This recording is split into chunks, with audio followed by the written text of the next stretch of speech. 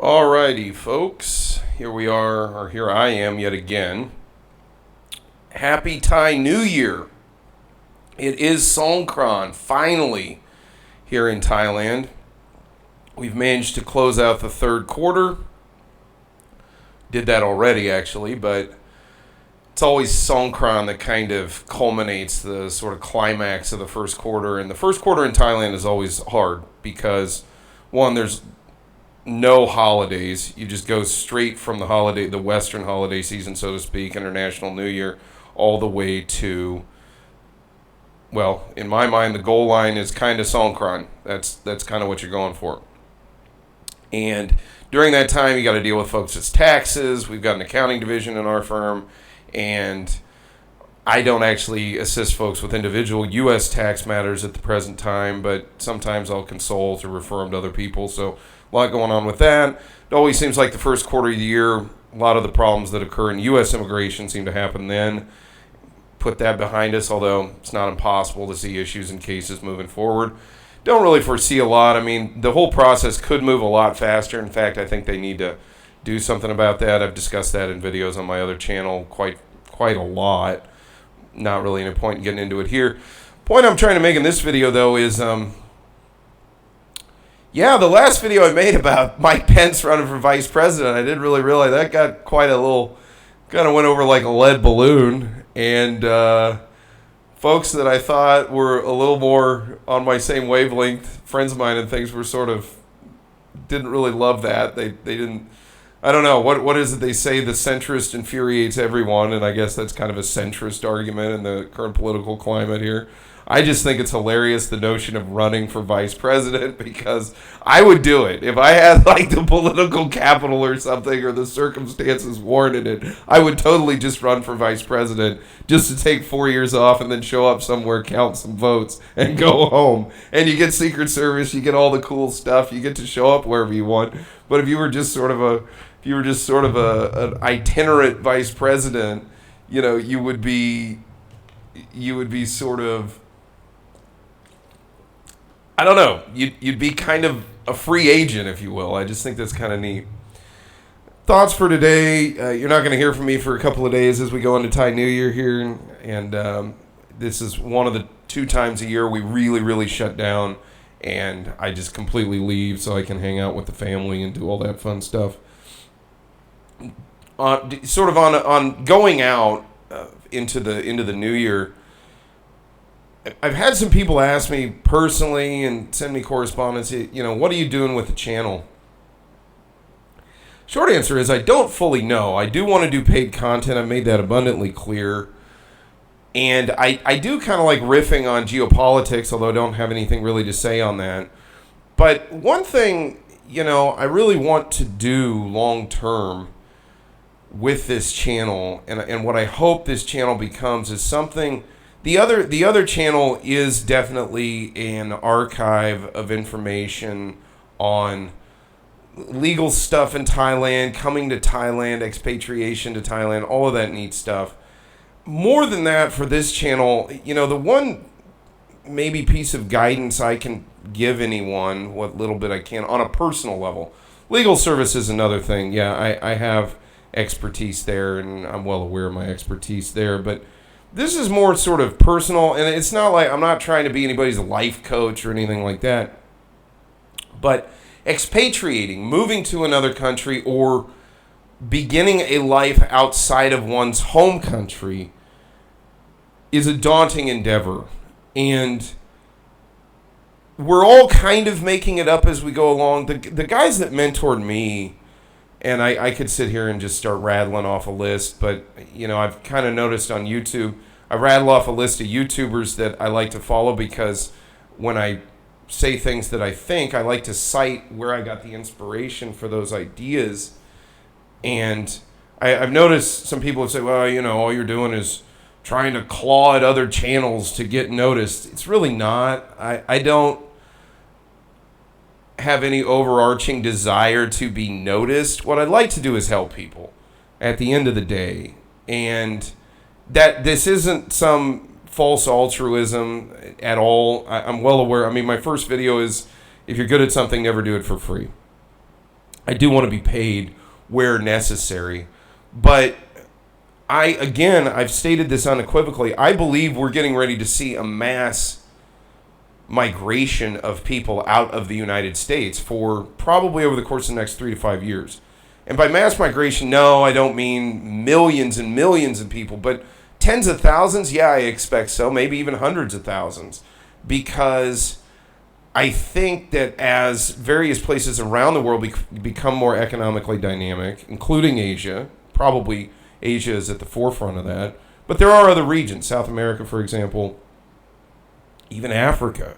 Honestly, if I was in my position 15 years ago, and I was sort of looking for the frontier where you could get, quote unquote, the most bang for your buck in terms of coming in, getting started, and kind of coming up with the country, as they used to say, go west, young man, come up with the country, I would be in Africa. Because Africa, to my mind, is really going to come up a lot, like orders of magnitude over time. Now, there are issues with respect to safety in certain jurisdictions in Africa. Infrastructure over there, depending on the country you're talking about, may have some infrastructure issues. For me in my place now, it's not so much where I feel, I have roots in Thailand. I'm not going anywhere. And even for a younger guy, I think Asia still offers a ton. Orders of magnitude more economic opportunity, for example, than I would say, for example, the West holds, depending on the country you come from. And again, this is all circumstantially dependent. Somebody who's, got a so-called STEM degree or, engineering or computer science degree that's got is a master of the universe at 25. Good for you. You're not needing to go look for anything. Look, my personal experience was there were not a lot of great opportunities for me when I was coming of age, around about 23, 24. I was young coming out of law school because I left high school a year early. And I looked around, and I thought I was going to do a year in Korea, just sort of a year abroad and go back. I figured I'd end up as a probably in-house counsel inside of a casino, which there would have been nothing wrong with that. It probably would have been well-suited to my skill sets. But I saw that there were some opportunities out here in Asia, specifically down here in Bangkok, Thailand. And as George Washington Plunkett said, I seen my opportunities and I took them. And that's how I feel about it.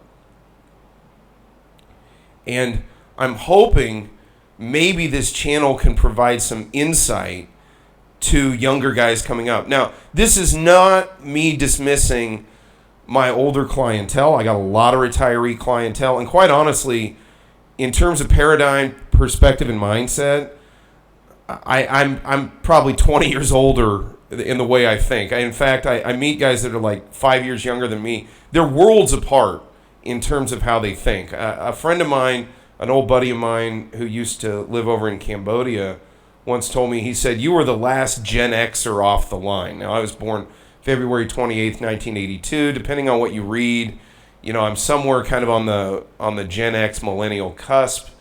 I remember growing up being called the class of 2000.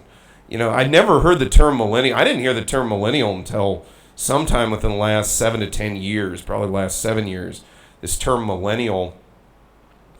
I remember there for a while in the 90s, we were supposed to be called Generation Y. We were Gen Y. There was Gen X and then Gen Y. But then this term millennial came along, and that got applied. And again, everybody that's sort of in my generation, within the generation that is my contemporaries within my family, for example, brother, sister, cousins, whatever, I feel kind of out of place. I think of myself again more as a Gen X kind of person, which doesn't really matter, these designations of generation. I just think it's another way of, how do you put it, the powers that be, if you want to call it that, or just society's way of just sort of dividing people, really. That's kind of how I look at it.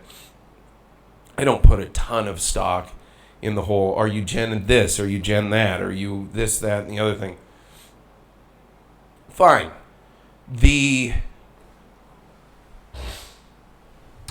Excuse me, trying not to snort on mic there. I'm kind of working on how to make this miking system work.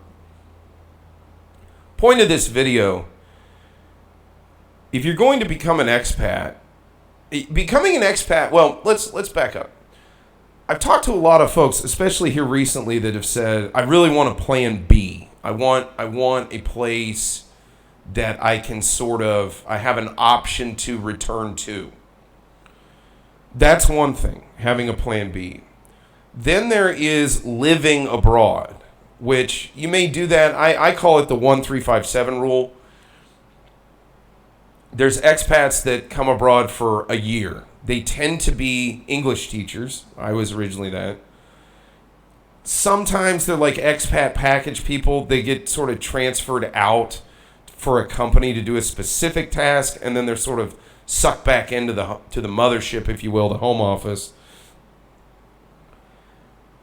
Then that's kind of the 1 year folks. They tend to be like teachers and things. Somebody looking to do a year abroad, so-called gap year kids, this kind of thing. Then you've got 3 year folks here in Thailand. I can really only speak to Thailand for the long-term stuff. 3 year people tend to be expat package people, work for a major multinational. They're on a 3 year contract usually. They come out. It's usually high times for them too, because an expat package is oftentimes a great deal. Their kids are put in international schools. They get like a housing allowance, or they have housing paid for, and then on top of it, they're paid their salary, which is oftentimes kind of out of proportion with the local pay standard. And then oftentimes they get like per diem or hazard pay or things, which is kind of a joke in Thailand, but whatever.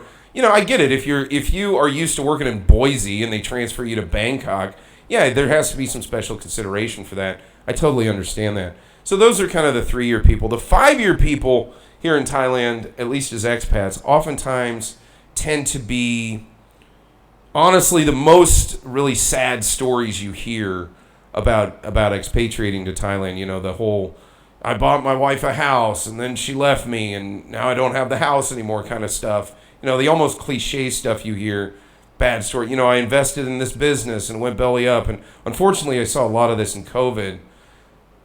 But the 5 year guys, the guys that do a hard 5 years in Thailand, and sometimes this can be said even for other countries abroad, those guys tend to be, in my experience, those seem to be the guys that they have kind of a tale of woe when they leave. Then there's the 7 year guys here in Thailand. 7 year guys are really interesting. They primarily are men. I sorry if I'm offending anybody by only using male pronouns or whatever, but I don't really care because that's kind of the reality on the ground. 7 years, these are the guys that just are pulling their hair out. They just short circuit. Culture shock finally has hit the point of short circuiting them. I saw this once with a client. He'd been here about 7 years. I get a call from him basically in transit between here and the UK, and he said, hey, I left, I had my keys sent over to your office, have my place packed up, ship it over to my house. This guy was a pretty wealthy guy. He was self-employed. Have my stuff packed up and sent back to my house in the UK. And I said, what happened? And he said, I'm done. I'm out. He said, I've been using the same bank, and banking in Thailand, boy, that's a real treat. As an expat, I got to tell you, one of the many, the DMV, immigration, and banking. If you go to any expat forum, specifically on Thailand especially, those three things will be just a constant refrain of questions, and people are vexed and they're pulling their hair out. We assist folks all the time over at the firm in getting bank accounts set up. And quite honestly, I think they're doing themselves a favor in having us do that.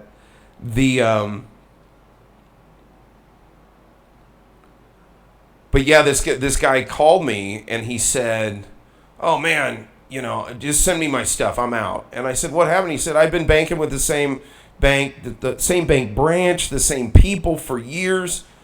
I'd go in there, do my balance, check my stuff, maybe, make a withdrawal, have to pay some bills. And they asked for some random document, not unheard of in Thailand at all. And I just had it. He just flipped out and he left.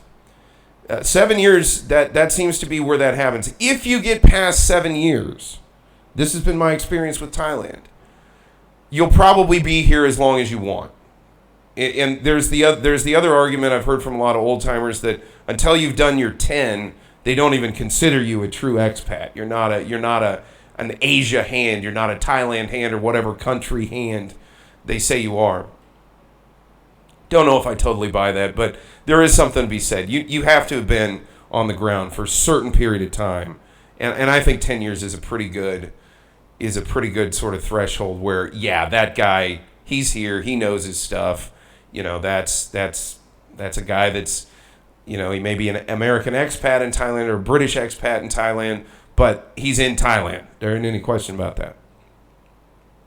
So the point of the channel is, again, I'm hoping I can provide some enlightenment and some help for the younger guys. Because as I've quoted a bunch here recently, Jacques Attali's Winners and Losers in the Coming World Order, where he says the Americans will be the next boat people. I don't like saying that. I don't like that that's probably going to be the case, that the economy is such in the United States that for a while there probably will be more opportunities for a lot of American, probably young men, to come abroad. And there will be more opportunities for those guys. And I don't love that. I really want both of my countries, Thailand and America, to be all that they can be, for lack of a better term, to be the best that they can be. But I think America's journey to that, and I've said this before and I'll say it again, the next 3 to 5 years, I think are going to be pretty tough economically in a lot of different ways. I don't think it's going to be, dogs and cats living together, mass hysteria kind of stuff. But I do think it's going to be trying time, especially for people who don't have mobile skill sets. I think that'll be a tough one. But I think America comes out of this better than she went in. This exclusive reserve currency, for as many, to quote de Gaulle, for all the exorbitant privilege that it garners America, it's also taken something. The Triffin dilemma of having to run trade deficits and thereby hollow out your own economy to create demand for liquid currency, that reserve currency abroad, it has an impact. And when you don't have a hands-on economy, when you don't have a quote-unquote real economy, when all you have is a hyper-financialized economy, people know that. They know, it's the old Soviet saying, we pretend to work, they pretend to pay us. Nobody wants to live in an economy like that. I like knowing that the things that I do are of value to people. Now, do I love that value comes from oftentimes a bureaucracy creating unnecessary roadblocks for people? No, I really don't love that aspect. But I do like helping people. As cantankerous as I am, and I know some of my clients and friends and things out there will say, well, yeah, helping people. All right, well, I like to think that I try, and I am mercenary. I need to get paid. I got bills to pay too, There's nothing wrong with that. But the point I'm making in this video, I'm trying to make this channel to provide some insight to expats. I also kind of want to have a little fun with it.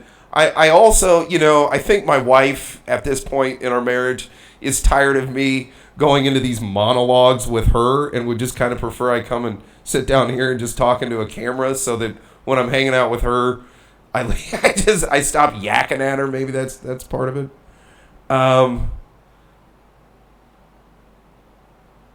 But yeah, I do want, I'm hoping to help people. So expatriation for the young guy.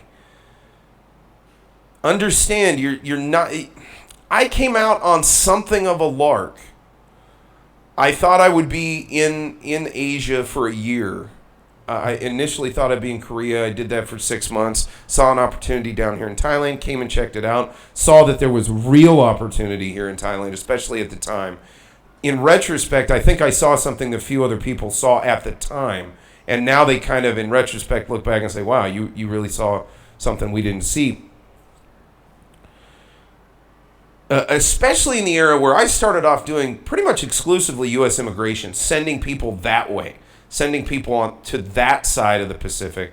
Now more and more, I feel like the sort of teeter-totter, if you will, is going, the pendulum is moving over this way now. And I'm doing a lot of immigration into Thailand or maybe greater Southeast Asia, just trying to help people sort of get their feet underneath them around here. And by the way, I think this is really good for Thailand. This sort of cultural and expertise exchange, it's a great thing for the country in many ways, where we get good expats. Thai immigration some years back came up with this slogan, "Good guys in, bad guys out." And I thought it was actually pretty apt, where they were basically saying, look, if you have something to offer, a skill set, and you're going to come to Thailand and respect Thai culture, customs, and you can have a good time. That's the thing. You can respect Thai culture and customs, and then still on Friday night, go have a cold beer and kick back and relax. You can have it both ways. You can enjoy watching football, on the weekends, or oftentimes it ends up being, Monday morning, even Monday night here, or Tuesday morning sometimes here, or not sometimes, Tuesday morning during football season. You can have that and also respect and be part of the Thai culture. I watched that series 1883, which really kind of hit me hard, because those are my people.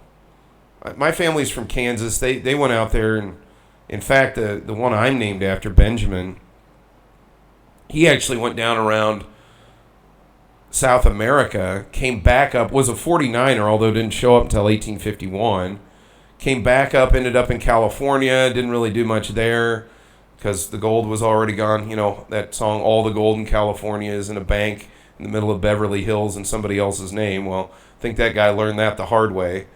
And then he came back east into Kansas because they were giving away land, and he homesteaded land back in Kansas. 1883, the pioneers. In many ways, I think expats, especially prospective expats, and you young guys, you need to be thinking more like a pioneer. And remember, pioneers, 1883 does a good job of showing this. Pioneers this was not a plan B for them. You have a benefit that the so-called pioneers did not have in the past. You had a benefit of having something to fall back on if, God forbid, things don't work out exactly as you're hoping they work out in Asia. And that's just a fact. The pioneers oftentimes did not have that. You look at, immigrants from Eastern Europe and Central Europe, Germany, that came, and Scandinavia for that matter, and that came, and the British Isles, and a lot of the rest of Europe, and other places too, that came to America and started going out west. They didn't have, this was not a plan B. It was plan A, and you just kind of kept going until you found something that worked. You staked your claim, and you kept going with it. Well, Asia's a little different. There are no staking of claims, if you will. But you can make your way here in multiple different countries. Thailand's been very good to me. The piece of the river I know, if you will, is Thailand. And I can provide a little bit of insight, just general, not a little, a lot actually, just generally expatriating. But my specific, people sometimes ask me in a legal sense, sort of, what's your specialty? Which I've never really bought in to the whole notion of a legal specialty to begin with.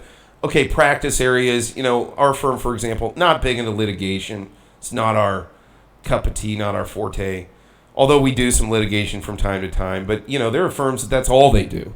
And then there are firms that debt collection, for example. That's, again, we've done a few cases over the years, but not our forte. I think of myself as a generalist, although, yeah, definitely immigration, that has proven to be what I've really come to find to be my calling. And both U.S. and Thai, immigration.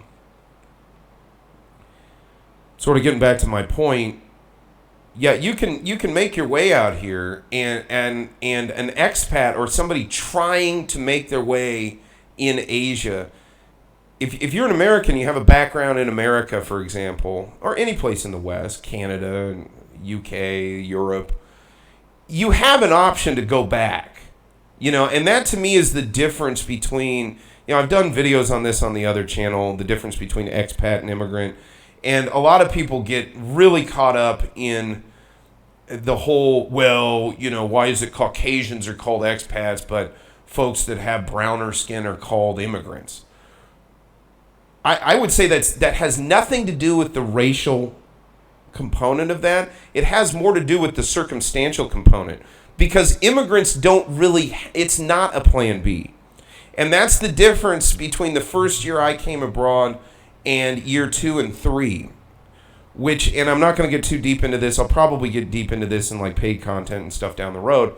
But I had made a determination about 18 months in, when I had been down in Thailand about a year, that I was going to really make a go of it. And I got on a plane, I went back home, I saw a lot of friends and things, but like I sold my car, I sold a lot of stuff. I made arrangements, I basically consolidated my life and kind of took stock of what I needed to bring with me, what was a priority.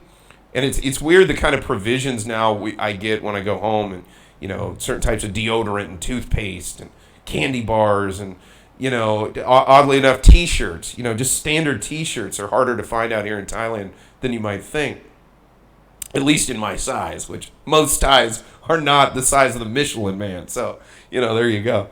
But I took stock when I went home, and I said to myself, no, I'm going to move abroad. And I remember thinking, hey, worst case scenario, you're going home and you're fixing DUIs in Butler County, Kansas. You're gonna go back and just be a small town lawyer. I had that backup, or I kind of thought, there was that, or I'd end up working in the casino business. That was probably more likely, and I had that backup. Pioneers did not have that backup, and I think that's the difference. If you want to get into semantics on the difference between an expat and an immigrant, is an immigrant has that pioneer thing where there's not a lot of going back. An expat has options. And so for those who are watching this, and especially any young guys out there looking to move abroad, you're going to be in an expat mindset for a while. And there's nothing wrong with that. You should keep a lifeline. You're not Cortez showing up in the New World and burning his ships sort of thing. That's not a good strategy. No, instead, keep that lifeline, because you never know. You may not like living abroad. There's a lot not to like living abroad. It's hard. You're dealing in another language. There's oftentimes language barriers. There's cultural and customs barriers. Some guys love it. That Thailand fit me like a glove. I love Thailand. I realized that the other day. I was rewatching an episode of Yellowstone, of all things. It's the scene where Taylor Sheridan's character is talking to the Jimmy character, and he's trying to feel him out because they like this guy. He's a kid, and they've sort of taken him on because he's kind of had a rough start, and he's kind of made a lot of bad decisions. And they're trying to turn him into a cowboy, but they're trying to figure out how to do it. And there's this one part where he's asking him, "Why do you like to rodeo?" And he says, "Well, it was the only thing I was ever good at." And then he says, "You're not any good at it. All your bones got broken, back's broke. You're no good at rodeo."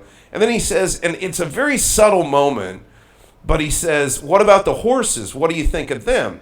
And Jimmy kind of doesn't get it, and not to get into commentary on some show, but I think it's a salient point. Jimmy doesn't get it, and he says, "Well, I'm more scared of the horses than anything." And what Taylor Sheridan's character is trying to convey is, if you're going to be a cowboy, it's about the horse. You got to love the horses. And I know horse people, believe me. I've been around equestrian stuff a lot. Won't go into that. But and I'm not a big horse guy. I think horses are cool. Like, I look at horses like I look at any other animal. Neat, it's an animal. But there are people that just love horses. They're horse people, horsemen, horsewomen, equestrians. And that's what drives them, and that's what makes them good at what they do. It was an epiphany to me some weeks back watching that, and I realized I love Thailand. I just really, I enjoy the people. The people here are great. It fits me like a glove.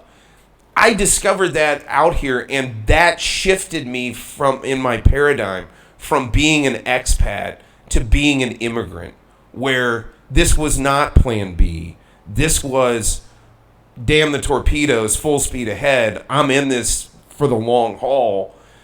That's where I want to be. You know, I want to be here in Thailand. I want to make my way here in Asia. And the point I'm trying to convey with this to young guys, this is kind of a spectrum. There's kind of a spectrum of progression here if you're looking to do this long term. And really, honestly, if you come out to Asia and only do 2 years and you got something out of it, but you say to yourself, you know, this isn't the end all be all for me. You know, it's you know, like the conversation from Yellowstone. I don't love the horses. I like them, but I'm not a horse guy. That's not what I want to do with the rest of my life. You may find that about Asia. That Asia is not the place you want. You know, you have very much an Occidental mindset, if you will. You're meant to be back in the West, but at least you've gotten some experience, and you've gotten something that a lot of other people don't have, which is real life experience out of it. And I'm not, this isn't me trying to be a high school guidance counselor. You need to make money. You need to find a way to make your way. You know, and what is it in The Departed, the line, you know, a man makes his own way. You need to do that. Make your own living. You know, do that. But this is kind of a spectrum that you will progress through. And the expat mindset, there's nothing wrong with that. That's kind of an immigrant mindset. It's all kind of new. It's novel. The novelty will wear off, believe me. 15 years in Thailand, not a lot of novelty left. Although every once in a while I'm always shocked that I take great joy in finding out something new or understanding a new nuance of Thai culture and Thai thinking. That it's a great minute, you know, a moment in your day. But if you take nothing else away from what I'm going to be trying to do here, and what I am trying to do here is help guys come to Asia and make their way. If you take nothing else away from this video, understand that one, there is an expat mindset, and then there is an immigrant mindset. And to one degree or another, both of these mindsets have something to do, and I don't know exactly what, with kind of that pioneer spirit. But consider yourself lucky to have a lifeline back to where you're from. That if it doesn't work out for you in Japan or the Philippines or here in Thailand or Malaysia or Singapore, or, you know, if you want to go even further afield, and I think there's some cool stuff going on, you know, that I could see a guy with the right temperament and the right skill sets, you know, Cambodia, Laos, Myanmar, these places could be really cool in coming years. I mean, in certain ways, in parts of those jurisdictions, there's nowhere to go but up. And then you get into you know, Central Asia and Western Asia, a lot going on over there, and that's kind of beyond the scope of my ability to really comment on. But if you get nothing else out of it than 2 years of experience and understanding that your contemporaries back in the United States, Canada, the UK don't have, you're ahead. You are ahead. Now, again, this isn't high school guidance counselor talk. Don't come out here to just spend, you know, or come out here and spend a bunch of money if you want. But I would try to come out here and try to make my way, or use it as my time off. Kind of my, you know, a lot of guys, especially that work in offshore, usually oil and gas, you know, they do a month on, month off, or 6-8 weeks on, a couple weeks off, whatever they do. And, you know, this is their home base. This is their relaxation place. That's a little bit different thinking, but there are going to be some young guys coming up, and I hope this video is helpful to you, and I'm going to make more. There's going to be more paid content for the real nuts and bolts of how do you set up a business in Thailand? How do you get on track for things like permanent residence in Thailand, and even possibly the pathway to citizenship, if that's maybe what you're going for. Although that's a long-term goal, and if you start setting that goal, you need to be prepared to go the distance on that. I did it, and it was like having a half-flexed muscle for a decade.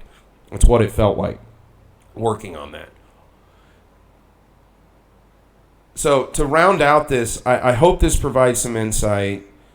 You need to get your paradigm right when it comes to being an expat. And if you come to try this, you have to be kind of fluid. I love that book, Napoleon's Glance, which is taken from a French term. I believe it's coup d'oeil, which it's this term that Napoleon had this ability to sort of sum up the situation if he was on the ground and act with alacrity and be effective. And it's one of the reasons why his battles were all in places up until when he started getting defeated, because he was going against his strengths. There were just all these towns that nobody had ever heard of because he was just wandering around looking for opportunities to gain a clear victory. And, Marengo, Austerlitz, Jena. Have you ever heard of these towns other than, Napoleon won a battle there? No, not really.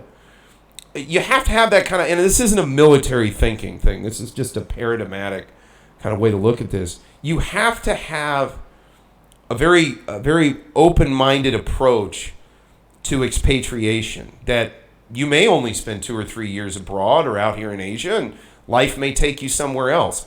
But remain open to the possibility that you may attach on to a woman, for example, that may become the love of your life that you may never want to leave ever. Or you may find a business that's something that you really love doing, a niche you had never thought of, that just exists out here in Asia because of a confluence of events you never could have foreseen. Be open-minded to those possibilities because they are out here. Now, I'm not saying everybody, it's like in Bad Santa, Billy Bob Thornton, they can't all be winners. I'm not saying everybody's going to come out here and find the same thing I found or find success or find what other people have found. But you may come out here and find that you had the time of your life for 2 years and you were as free as you could be, but then you went back home and you made your life what it was there, and that was fine. Or you may find that you just became something nobody ever thought of doing before. One of the greatest compliments I was ever paid by a teacher, and there weren't many of those, but one of the greatest compliments I was ever paid by a teacher is I once asked my history teacher, this guy was a cantankerous old guy. I love this guy. A guy named Mr. Jessup. If he's still around out there, hats off to you, sir. I once asked him just directly. He used to kick me out of his class all the time because I was such a smart aleck in history class, and oftentimes I would, I love history, so I kind of had an idea what we were talking about, and I'd riff off him, and he'd get all hacked off and kick me out of the room. But I once asked him just straight up. I said, "What do you think I'll be when I grow up?" kind of thing, and he said, "I don't think it's been invented yet." And I in retrospect, I've always loved that. And in a way it kind of wasn't. What I do out here now was not really a thing exactly, some 15, 20, 25 years ago. I mean, there were expats. I'm not saying I'm the only one that's ever done this. And believe me, I've stood on the shoulders of giants in the expat world here locally in Thailand. I mean, the people that have helped me out and mentored me, I can't thank them enough. I'm not going to use names sort of on an open forum on this channel, but yeah, unless I talk to them in the future and they're okay with that. But yeah, the people that helped me out helped me tremendously. They changed my life in many ways.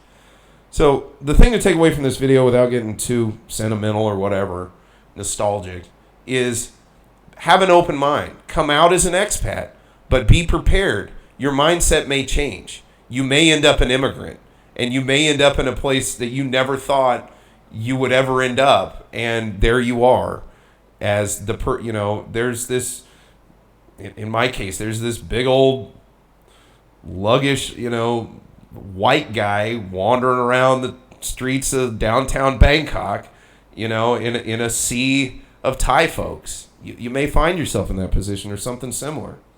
So just thoughts on that, and that's kind of what I want to do with this channel. Is I'm hoping, if I can, to give some insight to new guys in Asia, new guys in Thailand specifically. There's all kinds of little Thailand issues that just arise, in the course of just living here and things. And I'm hoping, if you have questions on that, maybe we'll do something where you can email me questions, and we'll figure out some kind of paid format, and I can do videos on the questions you ask. Again, I'm not looking to, strictly speaking, do this on legal questions. We have the firm for that. If you have a question on how to get a retirement visa, just shoot us an email, info@integrity-legal.com.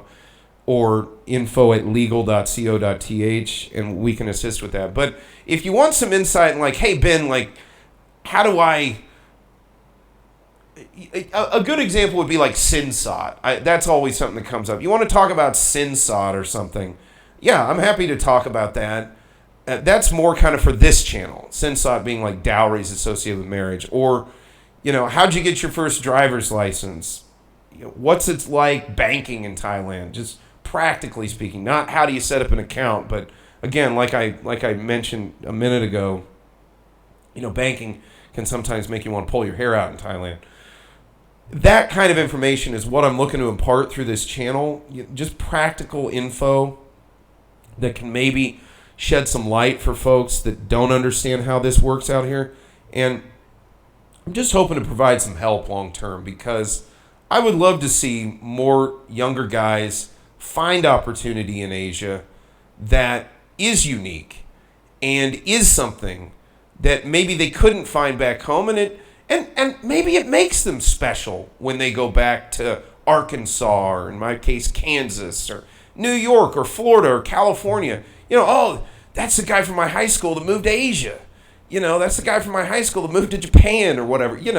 And you shouldn't do that for its own sake. I mean, if I was doing everything because of what I cared of what people from high school or college were thinking of me, well, I think I'd probably need to have my head examined.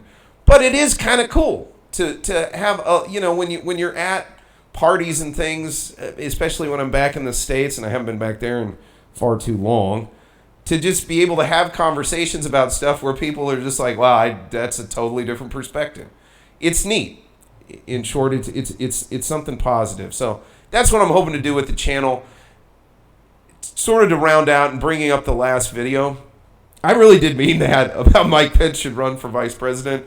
I don't really want to be political on this channel. That was the point of the video. It was more or less a joke, but not a joke. I actually do mean that. Mike Pence, if you need a campaign manager, I'd be happy to work for you in your pursuit of the vice presidency exclusively.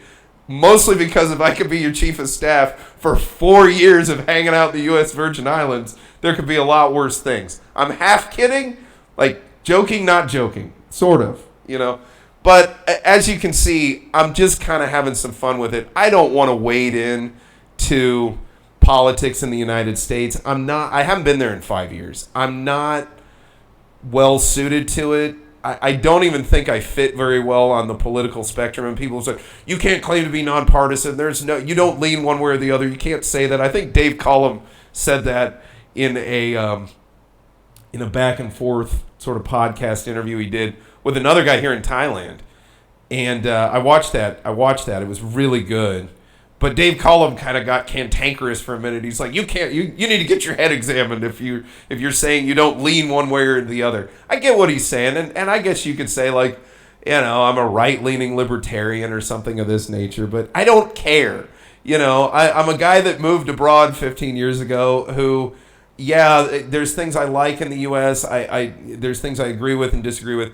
Point of the last video is I don't want to get overly political. You may hear me from time to time say, well, I kind of like so-and-so, or I like this more about this guy, or on this issue, I like this person over that person, whatever. But this is not a political channel. If that's what you're looking for, to kind of go down those rabbit holes, no. Now, issues of the day, that's a different thing. I don't view that as political. But, that's about as political as I'm going to get that past video. So, more to the point, I want this to be a place where expats, both long and short term, or prospective folks that are looking to be expats, can go gain a little bit of insight, and maybe in the comments section end up hooking up with other people that know more than me. I don't know everything by a damn sight. In fact, I'm chained to a desk most of the time doing paperwork to help other people stay here. My experience is somewhat limited, and somebody that comes out here and gets into owning a guest house in Pai, for example, and I'm just pulling that out of the air. It's going to have a totally different experience in Thailand than a lawyer who's, again, chained to a desk in the middle of downtown, the central business district, Bangkok, Thailand. Totally different Thailands. And maybe new guys will find and hook up with some old hands via the comment section. If that happens, great. I would love to see that. So that's what I'm going for here. Sorry I'm so long-winded. I'll cut it off here, but just giving you an idea, just kind of riffing again. I've said before and I'll say it again. If you're good at something, never do it for free. I never claim to be a good YouTuber. That's probably never going to be put on my gravestone. Dude was a good YouTuber. No, I backed into YouTube. I enjoy it. I enjoy the platform, but I'm not a good YouTuber. The social media side of it to me too is strange. I was actually listening to a thing. I'll put it in right before I click out here. I was listening to a talk by Chris Hedges, and he's a guy that I really like to listen to from time to time because he kind of centers me. I don't agree with everything he's about. He's very, very liberal. Nothing wrong with that per se. And for the longest time, I couldn't figure out what he was because he cited Marx a lot. And for those, Marxism, I feel, is a pernicious ideology because it takes a great deal of expertise to realize it's bunk. And I'll say that unequivocally. Like, you have to get pretty deep into the high weeds of Marxism before you sort of realize, oh, this is kind of a nonsensical ideology at the end of the day. Excuse the snort. But he cites him a lot because Marx actually was pretty good at diagnosing the problems with what is sometimes referred as late-stage capitalism. I hate using the term capitalism. It's a pejorative term created by the Marxist dialectic. Hence the reason the book is called Capital, Das Kapital. That's their word. So every time I see these people who actually believe in what I would call free enterprise, they oftentimes, Robert Kiyosaki is big about this. He's constantly talking about capitalism, the Capitalist Manifesto. Well, the word capitalism itself puts you into their dialectic. I don't like that. I believe in free enterprise, and I think a lot of folks are into free enterprise. But the point I'm trying to make is, I kind of lost my train of thought there, and I do apologize. But the point I'm trying to make there is to be in free enterprise and to come out here to Asia, you are going to, it's going to be a bit of a struggle, and you need to be a bit of a mercenary. And YouTube has been a hell of a platform. And going back to talking about Chris Hedges, and I'll put this link up, he brings up a good point that sort of the aggrandizement of the self may be a form of idolatry. And the reason, and I'm not going to go too deep into my own personal philosophy here, but the reason I like Chris Hedges is for the longest time I thought he was a Marxist. And he kept saying he wasn't. I read a bunch of his books, especially America, the Farewell Tour. That's a hard book to swallow, I think, for a lot of Americans, but it's very enlightening.